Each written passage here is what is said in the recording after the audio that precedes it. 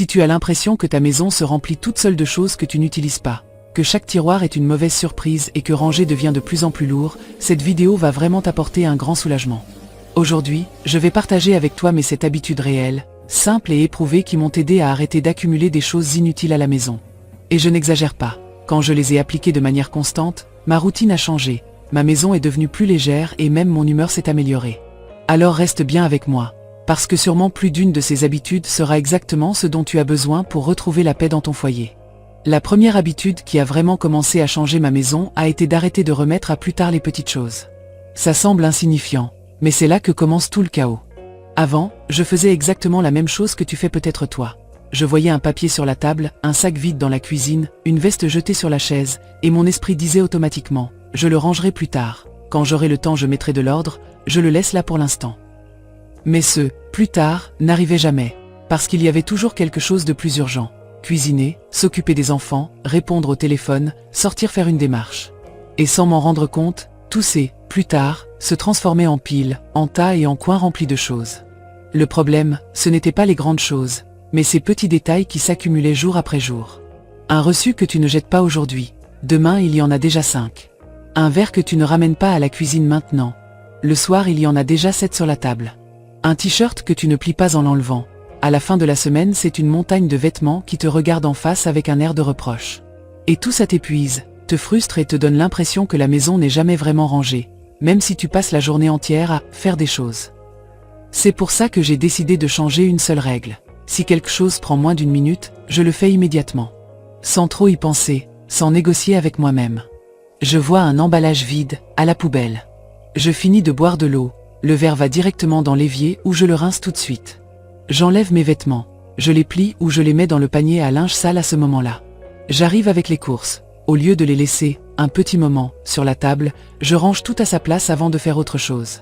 Au début, c'est difficile, parce que ton esprit est habitué à chercher le chemin facile. Remettre à plus tard. Mais quand tu commences à le faire de manière consciente, tu te rends compte de quelque chose de très puissant. Ces actions de quelques secondes évitent des montagnes de désordre qui, ensuite, te prennent des heures. C'est comme éteindre de petites étincelles avant qu'elles ne deviennent un incendie. Il ne s'agit pas de vivre en train de nettoyer, il s'agit de ne pas permettre que le désordre grandisse. Ce micro-habitude a un autre effet très important, il te rend la sensation de contrôle. Au lieu de regarder la maison et de penser « je n'y arrive pas », tu commences à remarquer que les surfaces restent plus dégagées, que les sols sont plus libres, que les chaises ne sont pas pleines de vêtements. Et ça te soulage mentalement. Tu arrives à la fin de la journée fatigué, oui, mais pas vaincu par le désordre. Pense à toutes les fois où tu es passé devant le même objet hors de sa place 10, 15, 20 fois dans la journée. Chaque fois que tu le vois, ton cerveau enregistre une petite gêne, une petite culpabilité. Je dois ranger ça. Cette charge s'accumule. En revanche, quand tu décides que les petites choses se font sur le champ, tu arrêtes de porter cette petite voix toute la journée. Tu le vois, tu le fais, et c'est fini. C'est une minute physique, mais des heures de paix mentale. Alors, quand tu auras fini cette vidéo et que tu te lèveras, tu peux commencer par quelque chose de très simple. Regarde autour de toi et demande-toi, qu'est-ce que je peux ranger tout de suite qui me prendra moins d'une minute? C'est peut-être jeter des papiers, nettoyer la table du salon, ranger une paire de chaussures, accrocher une veste. Fais-le sur le moment. C'est ce muscle-là que tu veux renforcer. Parce que ce ne sont pas les grands changements une fois par an qui transforment ta maison, ce sont ces petits gestes quotidiens que tu ne repousses plus. C'est ici que le soulagement commence vraiment. La deuxième habitude qui m'a vraiment aidé à freiner l'accumulation a été de créer une zone de sortie à l'intérieur de ma maison. Et je veux que tu comprennes à quel point cette idée est puissante, parce que ça semble être quelque chose de très petit, mais ça change complètement la relation que tu as avec tes objets. Avant, chaque fois que je trouvais quelque chose que je n'utilisais déjà plus, une tasse en double, un t-shirt qui ne m'allait plus, un jouet cassé, un câble qui se promenait depuis des années dans les tiroirs, je le remettais simplement à sa place en attendant. Ce n'était pas parce que je voulais le garder. C'était parce que je n'avais pas de système clair pour le sortir de ma vie. Et quand tu n'as pas de système, ce qui est en trop finit par rester. La zone de sortie, c'est exactement ça. Un endroit prévu pour mettre les choses qui n'ont plus de sens dans ton foyer. Ça peut être une boîte, un grand sac ou même un panier. L'important, c'est qu'elle soit visible et accessible, pas cachée dans un coin où tu l'oublies. Chaque fois que tu trouves un objet que tu n'utilises plus, qui est en double, qui est cassé ou qui simplement n'apporte plus rien, tu le mets là sans trop réfléchir. Tu ne l'analyses pas, tu ne le justifies pas, tu ne t'obliges pas à décider sur le moment si tu vas le donner, le offrir ou le jeter. Il sort simplement de la circulation. C'est le premier pas pour couper le cycle de l'accumulation. Et c'est là que la magie opère. Quand cette boîte est pleine, elle sort de la maison. Sans excuse. Sans la revérifier. Sans récupérer des choses au cas où. À ce moment-là, tu décides si tu l'emmènes pour la donner, si tu l'offres à quelqu'un qui en a besoin, ou si c'est en mauvais état, tu la jettes tout simplement. Cette habitude t'oblige à faire sortir les choses vers l'extérieur avec rythme, sans rester coincé dans ce piège mental du « je verrai plus tard ». Parce que soyons honnêtes, ce « plus tard » n'arrive jamais, et pendant ce temps l'objet continue d'occuper de la place physique et mentale. Le meilleur, quand tu as une zone de sortie, c'est que cela te permet de prendre de petites décisions, immédiates et sans stress.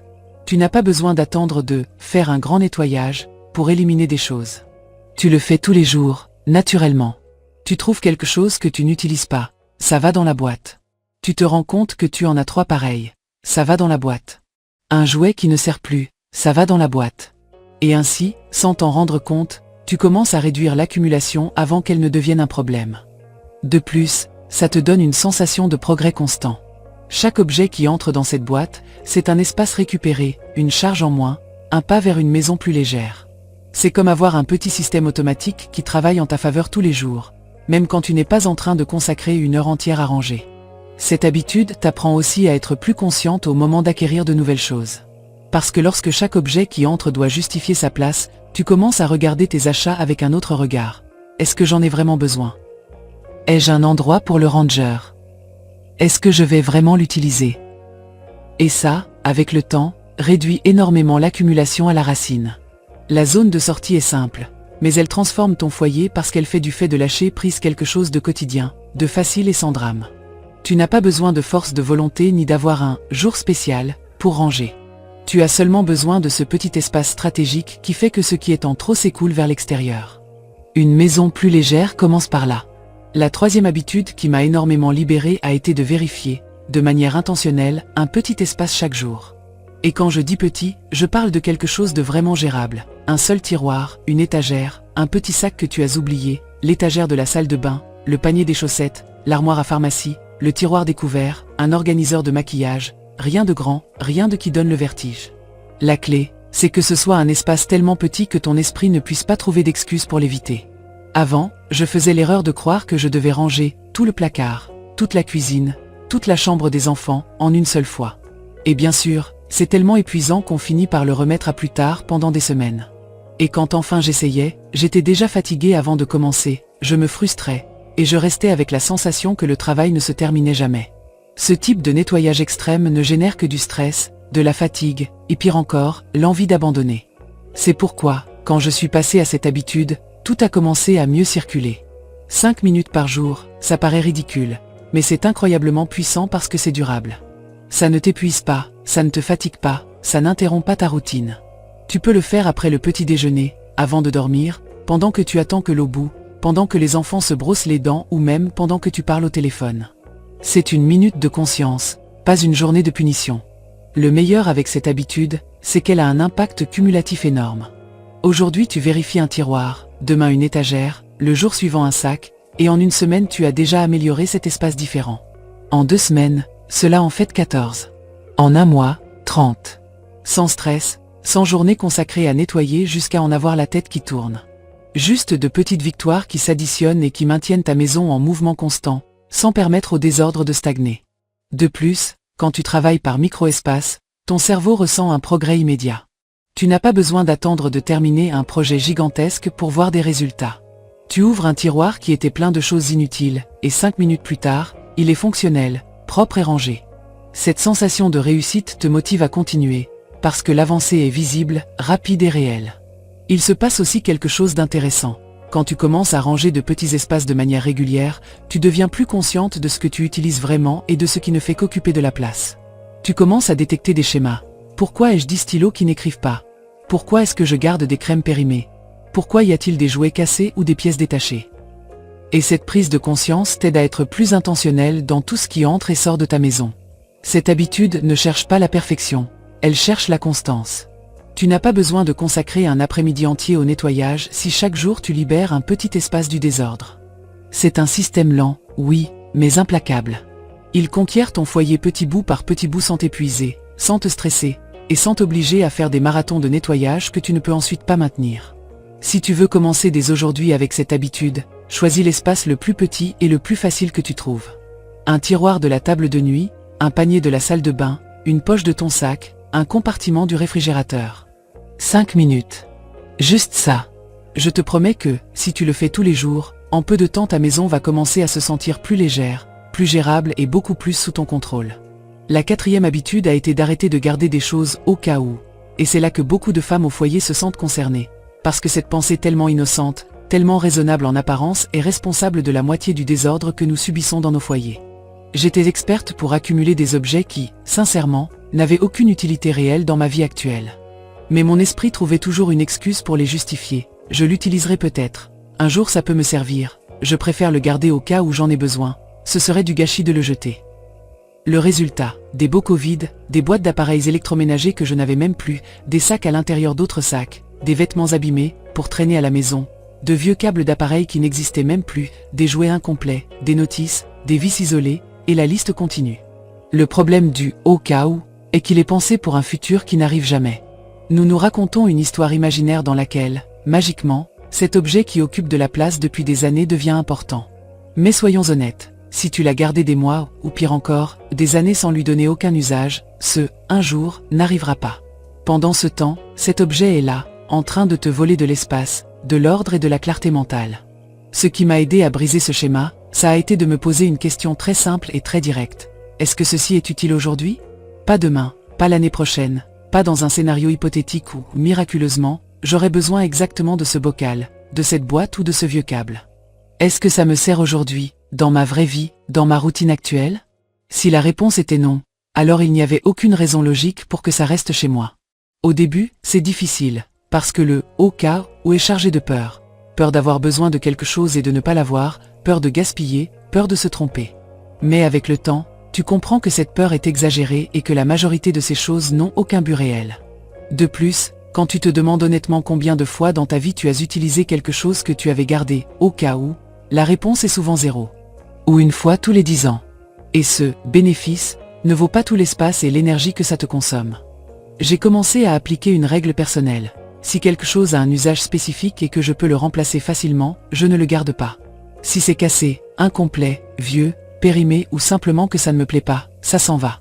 Si ça fait plus de 6 mois que ce n'est pas utilisé, ça s'en va aussi. Et si la seule raison de le garder est cette satanée phrase « au cas où », alors c'est un candidat direct pour sortir de la maison. Arrêter de garder « au cas où » m'a permis de libérer des tiroirs entiers, de désencombrer des armoires, de vider des boîtes qui ne faisaient qu'occuper de la place, et surtout, de sentir que ma maison respirait à nouveau. Je me suis rendu compte qu'avoir moins de choses me donnait plus de calme, plus d'ordre et plus de clarté. Parce que ce qui occupe de l'espace physique occupe aussi de l'espace mental, et ça ne vaut pas la peine de le gaspiller pour des objets qui vivent dans un futur imaginaire. Cette habitude t'apprend à avoir confiance en toi et en ta capacité à résoudre les choses quand elles se présentent vraiment. Tu n'as pas besoin de garder 20 bocaux, 10 câbles ni des vêtements qui ne te vont plus pour te sentir préparé. Ce dont tu as besoin, c'est d'un foyer léger, fonctionnel et en accord avec ta vie actuelle. Et ça, tu ne l'obtiens qu'en lâchant tout ce « au cas où » qui ne te sert pas aujourd'hui. La 5e habitude a été de créer une règle claire et non négociable. Si quelque chose de nouveau entre, quelque chose d'ancien sort. Et même si cela semble être une règle simple, je te promets qu'elle a un impact énorme sur la façon dont ta maison se sent au quotidien. Avant, chaque fois que j'achetais quelque chose de nouveau, une jolie tasse, un t-shirt, une paire de chaussures, un conteneur, peu importe, je l'ajoutais simplement à ce que j'avais déjà. Et c'est comme ça que, sans t'en rendre compte, tu passes d'une cuisine normale à une cuisine avec 20 tasses, 40 assiettes, 5 louches identiques, 3 nappes que tu n'utilises jamais. Ou à un placard où plus rien ne rentre, non pas parce que tu achètes tant que ça, mais parce que rien ne sort jamais. La règle du « un qui entre, un qui sort » oblige ton foyer à garder un équilibre naturel. Elle ne laisse pas tout grandir sans contrôle, elle ne permet pas que les tiroirs se remplissent au-delà de leur capacité, elle ne te laisse pas accumuler des vêtements que tu ne mets pas juste parce que, ils sont encore en bon état. Chaque fois que tu incorpores quelque chose de nouveau, tu dois immédiatement te demander « qu'est-ce que cela remplace ? De quoi est-ce que je me défais pour lui faire de la place ?» Cela te rend plus consciente, plus sélective et beaucoup plus intentionnelle avec ce que tu décides de faire entrer chez toi. Ce que j'ai découvert en appliquant cette règle, c'est que commencer à sortir un objet pour chaque objet qui entre n'empêche pas seulement l'accumulation physique, mais aussi l'accumulation émotionnelle. Ça t'oblige à revoir tes affaires régulièrement, à évaluer ce que tu utilises vraiment et ce qui ne fait qu'occuper de la place. Acheter une nouvelle tasse cesse d'être quelque chose de trivial quand tu sais que cela signifie dire au revoir à une autre. Et là, tu commences à voir quelles choses te plaisent vraiment et lesquelles étaient là juste par habitude. Cette habitude réduit aussi énormément les achats impulsifs. Parce qu'avant de mettre quelque chose dans le caddie, des questions automatiques apparaissent. Est-ce que je veux ça au point de me débarrasser de quelque chose d'autre? Est-ce que l'échange en vaut la peine? Ai-je un endroit clair pour le ranger? Est-ce que j'en ai vraiment besoin ou est-ce juste une envie du moment? Et la plupart du temps, quand tu es honnête avec toi-même, tu te rends compte que ça ne vaut pas la peine de briser l'équilibre pour quelque chose qui n'est pas essentiel. Le plus libérateur, c'est qu'avec le temps, ta maison commence à se sentir plus respirable. Rien n'est excessivement plein, rien n'est sous pression. Les tiroirs s'ouvrent bien, les étagères ne sont pas surchargées, les vêtements pendent sans être écrasés, les ustensiles de cuisine ont de la place pour bouger. Et tant que ta maison se maintient à ce point d'équilibre, l'ordre devient plus facile à maintenir. Tu n'as pas besoin de faire de grands nettoyages, parce qu'il n'y a plus d'excès. Cette règle t'apprend aussi à mieux valoriser tes affaires. Chaque objet qui reste a un but, une utilité ou un vrai attachement. Tu n'as plus 50 choses identiques qui t'encombrent. Tu as celles que tu apprécies vraiment et que tu utilises. Et ça, même si tu ne le crois pas, te donne aussi une énorme sensation de paix. Si quelque chose de nouveau entre, quelque chose d'ancien sort, n'est pas une règle stricte. C'est une façon de vivre plus légère, plus présente et plus consciente. C'est la manière la plus simple d'éviter que ta maison ne se remplisse à nouveau de choses dont tu n'as pas besoin. C'est l'équilibre à l'état pur. Et une fois que tu l'appliques, il n'y a plus de retour en arrière. La 6e habitude a été d'identifier mes objets pièges. Et je veux bien m'arrêter ici parce que cette habitude marque un avant et un après dans n'importe quelle maison. Les objets pièges sont ces choses qui se multiplient sans que tu t'en rendes compte, qui s'infiltrent dans chaque recoin, qui semblent inoffensives, mais qui finissent par générer d'énormes tas de désordres silencieux. Ce ne sont pas des choses grandes ni précieuses, c'est pour ça qu'elles s'accumulent avec tant de facilité. Et le pire, c'est que nous les remettons presque jamais en question. Dans mon cas, mes objets pièges, c'étaient les papiers, reçus, tickets, notes, prospectus, justificatifs, petits papiers avec des numéros, vieux manuels, emballages. Il y avait aussi les cahiers parce que j'en avais toujours un nouveau, au cas où. Les petits sacs que je gardais à l'intérieur d'autres petits sacs, les échantillons de cosmétiques, les rouges à lèvres à moitié utilisés, les vieux vernis, les câbles orphelins sans propriétaire, les couvercles sans bocaux, les couvercles avec des bocaux que je n'utilisais pas.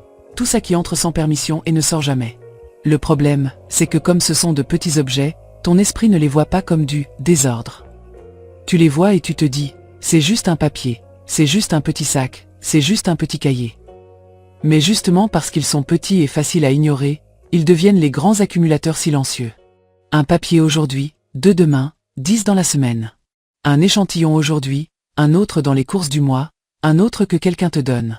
Et quand tu t'en rends compte, tes tiroirs sont pleins de choses que tu n'utilises jamais et dont tu ne te souvenais même plus qu'elles existaient. Ce qui a tout changé, ça a été de les identifier. Leur donner un nom. Reconnaître que c'étaient mes points faibles, mes générateurs automatiques de désordre. Et une fois que je les ai reconnus, j'ai pu leur mettre des limites claires. Fini de garder des papiers juste comme ça. Fini d'accumuler des cahiers vides ou à moitié utilisés. Fini d'avoir 20 petits sacs minuscules que je n'utiliserai jamais. Fini de conserver des échantillons qui ne me plaisent même pas. Fini les cosmétiques qui sont avec moi depuis des années, pour un jour peut-être. Je me suis demandé, de combien ai-je vraiment besoin? Combien est-ce que j'utilise vraiment? Lesquels puis-je laisser partir aujourd'hui? Et les réponses étaient tellement évidentes que j'ai presque eu honte de les avoir accumulées aussi longtemps. Poser des limites n'a pas été une punition, ça a été une libération. J'ai décidé de ne garder qu'un seul cahier en cours, une paire de petits sacs utiles, 0 papier gardé sans raison, seulement les cosmétiques que j'utilise vraiment. Le reste est parti. Je n'ai pas eu besoin d'y penser trop longtemps, parce que j'avais déjà identifié le schéma. Si je laisse entrer ça sans contrôle, ça recommencera à se multiplier. Et c'est ça qui a empêché le désordre de recommencer. Parce que ranger une fois, c'est facile. Le difficile, c'est de maintenir. Et la seule vraie manière de maintenir, c'est d'attaquer ces objets invisibles qui génèrent le chaos silencieux. Quand tu les reconnais, tu les arrêtes. Quand tu les arrêtes, ta maison arrête de se remplir toute seule. Et quand ta maison arrête de se remplir toute seule, l'ordre devient quelque chose de naturel, pas une punition. Identifier mes objets pièges a été comme éteindre la source du désordre à la racine. Et, crois-moi, quand tu découvriras quels sont les tiens, tu vas ressentir exactement cette même sensation de soulagement.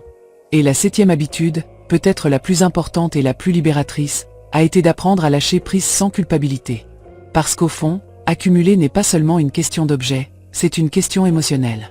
Très souvent, nous ne gardons pas des choses parce que nous en avons besoin, mais parce que nous nous sentons coupables de les laisser partir. Coupables pour l'argent que nous avons dépensé, coupables pour le souvenir associé, coupables à cause de l'idée que c'est encore utile, coupables parce que nous pensons que les jeter est du gaspillage. Mais cette culpabilité, déguisée en sang des responsabilités, est exactement ce qui nous enchaîne au désordre. J'ai passé beaucoup de temps à m'accrocher à des objets qui ne m'apportaient déjà plus rien. Des vêtements qui ne m'allaient plus, mais qui m'avaient coûté cher. Des cadeaux que je n'ai jamais utilisés, mais que j'avais de la peine à jeter. Des objets cassés que je n'ai jamais réparés, mais que je pourrais un jour arranger. Des choses qui avaient déjà rempli leur fonction, mais que je m'obstinais à retenir par pure émotion. Et tout ça occupait de la place, pas seulement physique, mais mentale.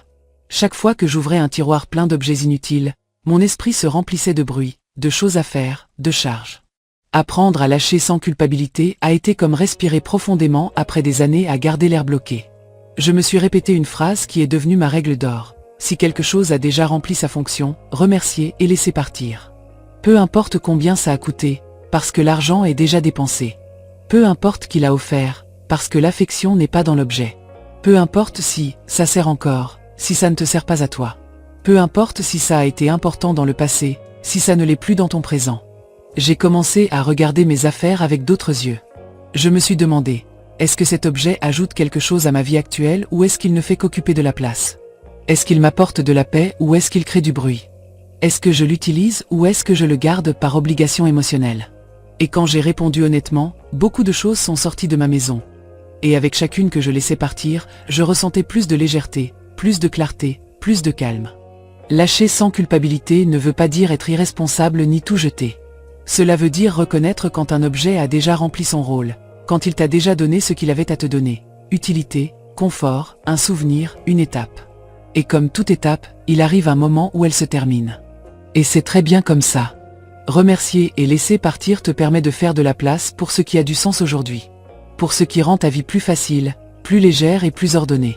S'accrocher à ce qui n'ajoute plus rien ne fait que te voler de la place. De la place dans tes tiroirs, de la place dans tes pièces, de la place dans ton temps de nettoyage, de la place dans ta tranquillité mentale.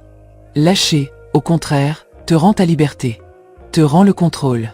Te rend un foyer qui respire. Cette habitude est un acte d'amour envers toi-même. Parce qu'en laissant partir ce qui ne te sert plus, ce que tu fais vraiment, c'est ouvrir la voie à une vie plus simple, plus légère et beaucoup plus en paix. Adopter cette habitude m'a énormément soulagé. Ma maison se sent plus légère, plus facile à ranger et plus agréable à vivre. Si tu veux plus d'habitudes, de règles et d'astuces pour que ton foyer soit un endroit plus simple et plus libre de charge, abonne-toi et laisse-moi un commentaire en me disant laquelle de ces habitudes tu vas commencer à appliquer dès aujourd'hui.